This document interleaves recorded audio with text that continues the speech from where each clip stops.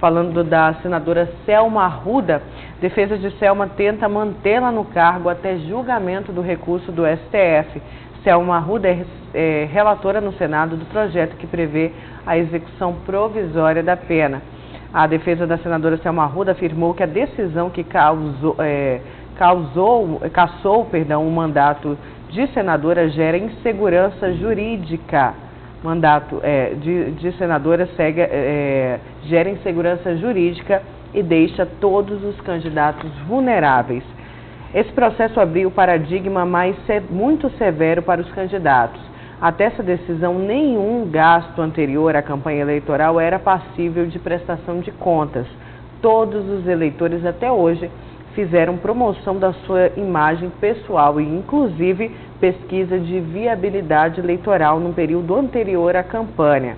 Por óbvio que essas atividades pré-campanha implicam em gastos e a lei não determina a obrigatoriedade de prestação de contas quanto a isso, mas apenas para os gastos posteriores ao início da campanha, explica a defesa de Selma Arruda através do advogado Narciso Fernandes. Agora, se essa aí for a argumentação da defesa da senadora Selma Arruda, se essa for a argumentação principal do advogado Narciso Fernandes lá no Supremo Tribunal Federal, a chance de êxito é quase nula, porque não foi isso aqui que o Tribunal Superior Eleitoral, nem o Tribunal Regional Eleitoral julgaram no caso que envolve a senadora Selma Arruda. O que foi outra coisa lá, o objeto lá do julgamento foi totalmente diferente dessa argumentação aqui que foi apresentada aqui no site Folha Max pelo advogado Narciso Fernandes. Essa argumentação é intelectualmente desonesta. Porque fala assim, olha, o Tribunal Superior Eleitoral e o Tribunal Regional Eleitoral nunca cobraram prestação de contas nesse período. Óbvio, não pode gastar nesse período, vai cobrar prestação de contas por quê? As pessoas sempre fizeram pesquisas para avaliar, óbvio, pelos partidos. Os partidos podem gastar. Quer dizer, é uma trapaça, é uma mentira, é uma desonestidade intelectual. A Selma foi cassada porque gastou fora da campanha eleitoral e porque fez gastos fora da campanha eleitoral. E também porque, Antero, no caso do empréstimo, ela poderia até fazer um empréstimo bancário, não é? Só que não poderia fazer o empréstimo da forma como ela fez. Ela declarou que fez o empréstimo de mútuo, o suplente declarou que fez o empréstimo de mútuo. O problema é que ali não podia ser físico, tinha que ser para o partido como um todo. Ela é juíza, ela foi juíza eleitoral, o que para mim foi uma surpresa. Eu sabia que ela era juíza penal. Eu não sabia que em 3 oportunidades da vida dela ela tinha sido juíza eleitoral. Aí ela declara empréstimo de mútuo.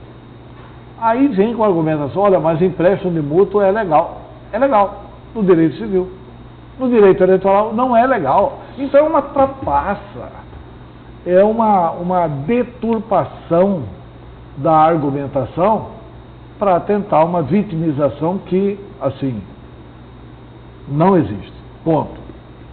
Embora, e aí não há nenhum paradoxo no que eu afirmo, eu defendo que o voto do Fachin poderia ter sido adotado pela Corte.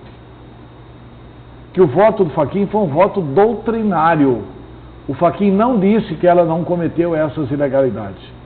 O Fachin reconheceu as ilegalidades, mas entendeu, e na minha opinião entendeu corretamente, que essas ilegalidades não influenciaram no resultado do pleito. Eu até disse aqui e disse também no Jornal da Capital, na 101.9, onde eu trabalho. Eu disse o seguinte, eu conheço mais Mato Grosso que o ministro Fachin. E sei que a Selma Arruda não foi cassada por isso. Porque, veja bem, ficou uma incongruência. Se você pegar o que ela gastou antes da campanha e o que ela gastou declaradamente, somar os dois, foram gastos 2 milhões e 100 mil reais. Como é que alguém que gastou 2 milhões e 100 mil fez abuso de poder econômico contra Jaime Campos, que gastou 2 milhões e 900, e contra Carlos Fávaro, que gastou 2.700.000. Quer dizer, quem gasta 2.900.000 não faz abuso de poder econômico porque está dentro do parâmetro legal. E quem gasta 2.100 faz abuso de poder econômico. Então, doutrinariamente, o voto do ministro Fachin está correto. Se lá estivesse como membro lá do tribunal, eu não votaria pela cassação da Selma. Porque é duro você caçar 670 mil eleitores de Mato Grosso. E a outra argumentação aqui do advogado da senadora Selma Arruda, olha, todo mundo faz investimento na imagem pessoal, faz investimento aí em sondagens pré-eleitorais, em pesquisas, só que não no nome do candidato, né? Não numa despesa que depois é reconhecida como sendo deste candidato. Faz por partido, ou de repente a pessoa não aparece, é por baixo do pano, mas nesse caso da senadora Selma Arruda, acabou tendo provas aí em função daquela ação de cobrança do publicitário que disse que não pagaram o que ficaram devendo para ele. O que fica de tudo isso também é o exemplo, né? Sempre se falou do crime de Caixa 2, de abuso do poder econômico nas eleições, mas nunca comprovadamente.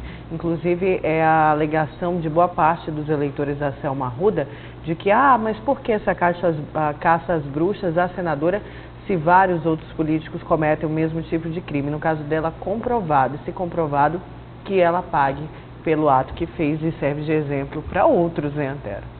Não, tudo bem, mas veja bem, só para explicar para o telespectador, ela cometeu o mesmo erro, cometeu o mesmo crime, está pagando por isso, mas poderia não pagar se fosse analisar a doutrina como fez o ministro Fachin.